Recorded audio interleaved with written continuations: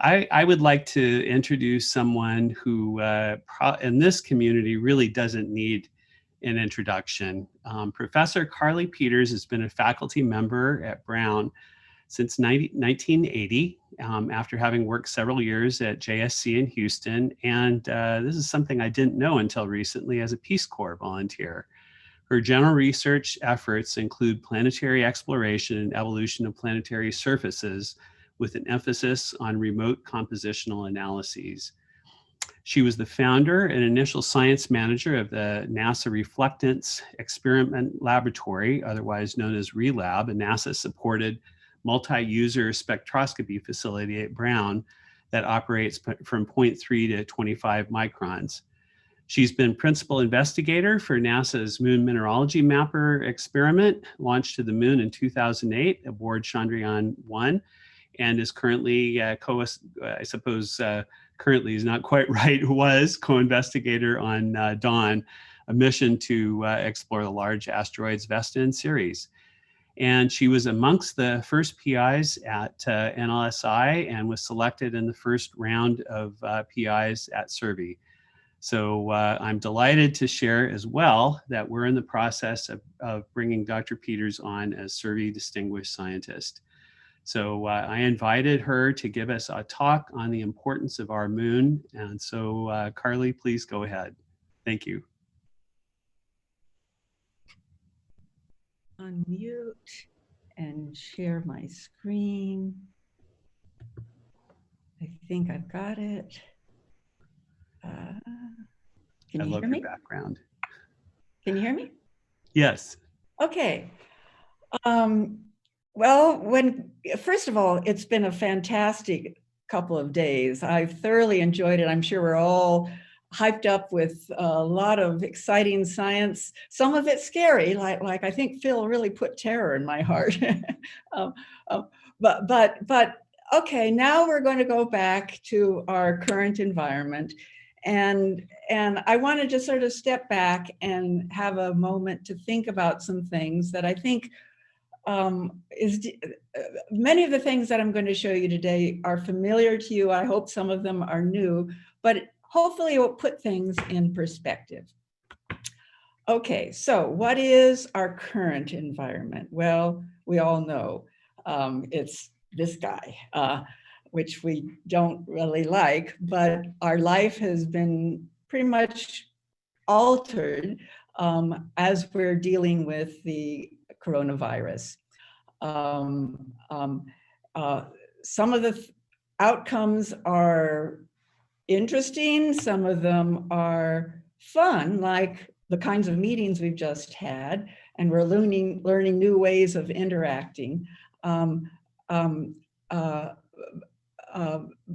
But I'd like to step out of that environment and now really just focus on our Earth-Moon environment, which is a broader perspective and is going to outlast our current environment.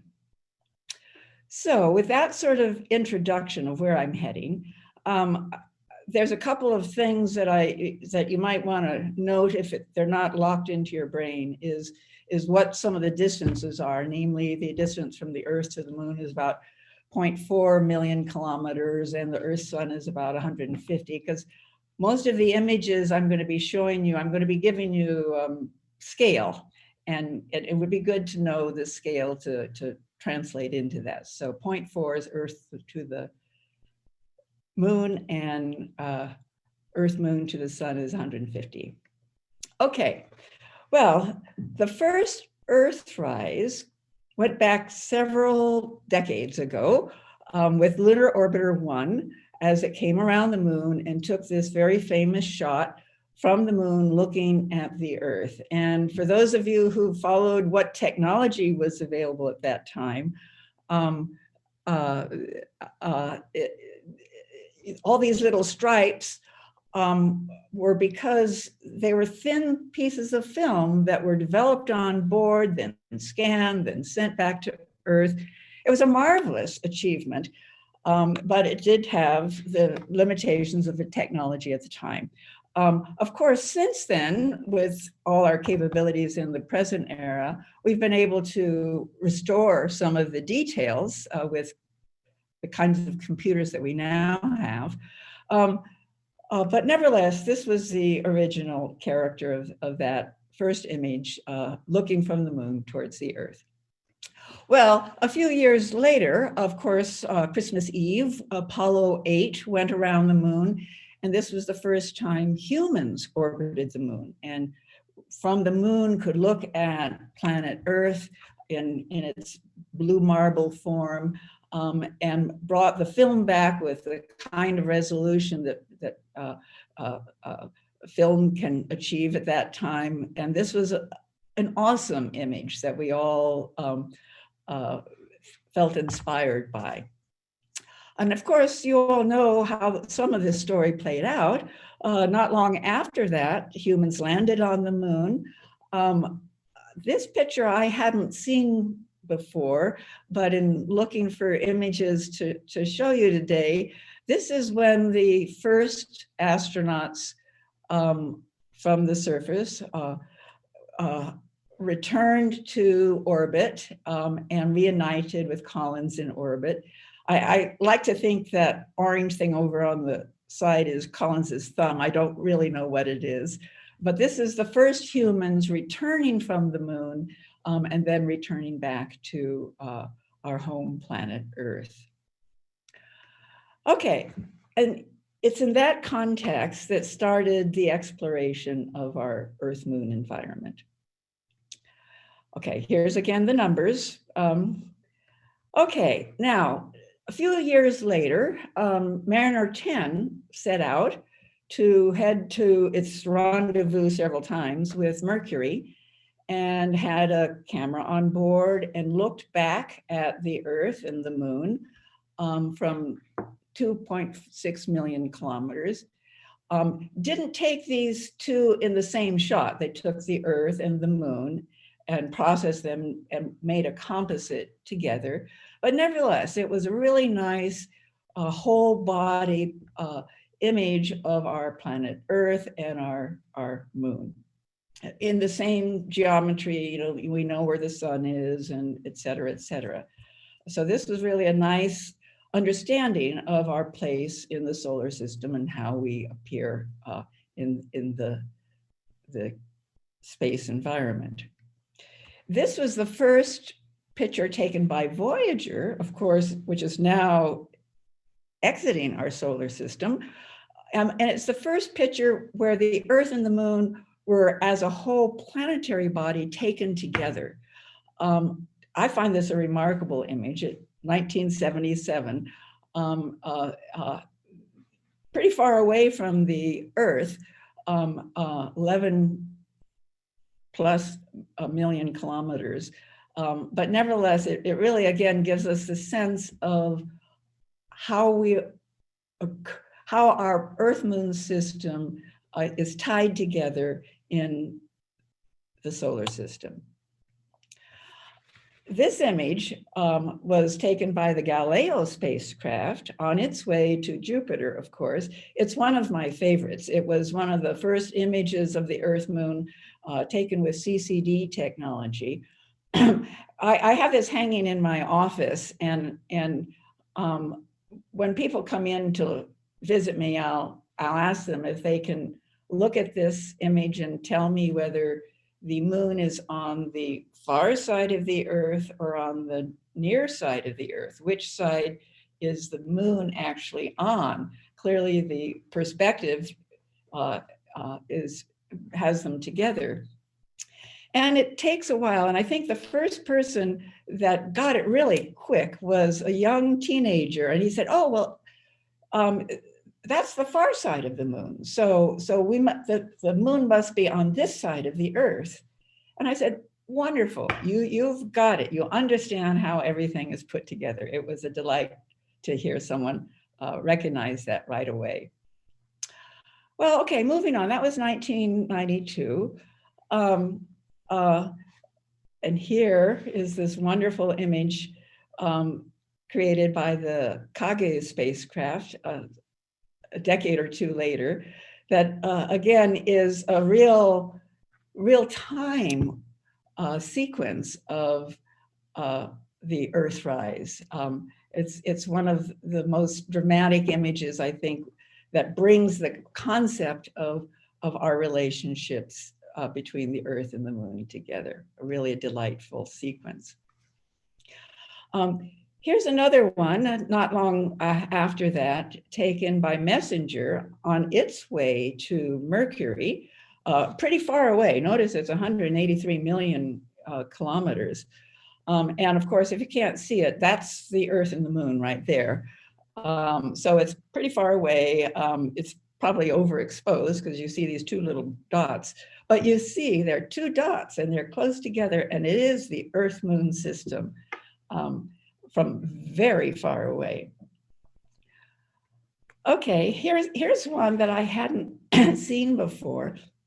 It's, excuse me, more recent. Taken by the Chang'e 5 test vehicle. And you can tell it's on the far side of the moon. You know it has this large extended orbit. You can probably recognize the parts of the moon. You can see Giordano Bruno, you can see Moscoviense, and of course the Earth in the distance. So it's the kind of perspective that we haven't seen very frequently yet. Here's one of my new favorites that was a surprise when I was looking at this, and you have to think about this carefully. This is taken by the Solar Dynamics Observatory, which is in an inclined geosynchronous orbit. And I call it a family portrait because it has this particular orbit for this satellite, which is to study the sun, was selected so that it could stare at the sun pretty continuously. But about twice a year, it would go into an eclipse with the Earth.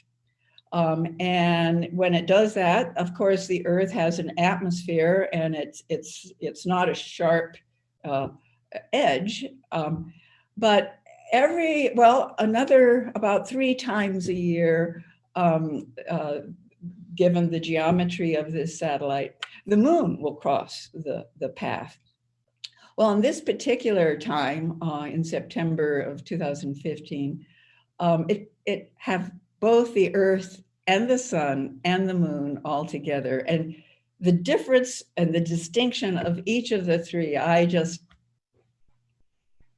love. This is one of my favorites now. Here's a picture that I think everyone recognizes, and I notice many of you have used it as a backdrop. It is a beautiful image that LRO has produced, which is on many people's backdrop for a good reason. I don't need to tell you much more about this. It is, again, a favorite clearly for many of us in this chat room. Here's another one that maybe you've seen, maybe you haven't. It's the Deep Space Climate Observatory, which is it's a satellite placed at the L1 position. So it's between the Earth and the sun at 101.5 million kilometers. And in that position, because it's in the L1, it essentially gets a full illumination of the Earth. And that's one of its principal objectives, is to understand the whole deep space climate environment. But of course, from time to time, the moon crosses its path. And of course, it's a bit further away. And it again has full illumination on the moon. And you can recognize that this is the far side of the moon that we're looking at. You can see South Pole Aiken and Moscoviense up there, but it's a wonderful view that we don't see all that often. Here's one I had not seen before. This is our Earth-Moon system from Mars.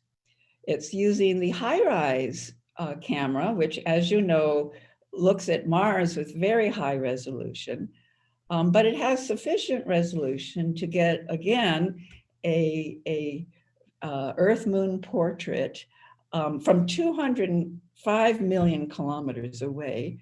You can see in the Earth part, there's Antarctica and Australia and Asia in the upper right. And if you do the same sort of thing that I queried about with the Galileo image, okay, we have the moon, here's the Earth. Is the moon on this side of the Earth or is it on the other side of the Earth? And I hope every one of you can immediately say which side it's on. I'll put that in the quiz, and anybody who fails the quiz gets a negative point. Okay, here's my next to the last slide, because it's back to present. And it was a photograph taken by a 747 airline pilot, commercial pilot at 40,000 feet. And I'd like to read the comments that he made associated with this lovely picture that he took. And it brings us back, in fact, to the present. Global society came to a total standstill after the uncontrolled outbreak of this strange new virus. Deserted streets, empty airspaces, entire populations locked in their homes, and a gigantic economic crash that leaves us with more questions than answers. Flying as a long-range cargo pilot, I appreciate my flights even more than before, as passenger flights have been grounded overnight, entire fleets parked indefinitely, tens of thousands of airline employees discharged or furloughed. And yet, here I am, skimming through the stratosphere, one of the very few unfortunate ones to keep on flying. Armed with masks, gloves, disinfectant gels, we continue to provide medical supplies, food, toilet paper, and other essential goods by air bridge across oceans and continents. The clouds, the calming blue ocean, the glow of Earth's atmosphere slowly blending into the infinite void of space. Well, technically, space is not looking entirely empty at this time. The moon rises on schedule, as she did undisturbed for billions of years and will continue to do so for many more. In a way, it's reassuring to see that the universe really keeps on going, with or without lockdown and virus. Clouds form, grow, and dissipate. Meteors trail across the stars, and auroras dance vividly in the midnight sky. No matter how bleak or depressing life may seem to many of us right now, try to keep in mind that we will get through all this eventually. Just like the moon evolves through her phases and hides again in shadows, only to start her silent show of light and darkness all over again. Okay, going on to my last slide, just a reminder of where we're going. This goes back a few years, of course, to Apollo 17's. And this is when all three astronauts were in the module and were heading for home. I like this image very much. Largely when I see the moon in the evening, especially the new moon, it always seems to be smiling, you know, sort of a Cheshire cat smiling, saying, yeah, we're all here. And now it's sort of in a reverse mode where the astronauts are at the moon and they're looking at the Earth, they're smiling and heading to home. And that's what's going to be continued. Good luck to everyone. Have a wonderful time. Bye-bye. Thank you, Carly. Wow. Wow. That was rather powerful, I'd say. I didn't know exactly what to expect, but I knew it was going to be amazing, and it sure has been. So I want to put this up on our website. So thank you so much for giving giving us a little bit of perspective at the end.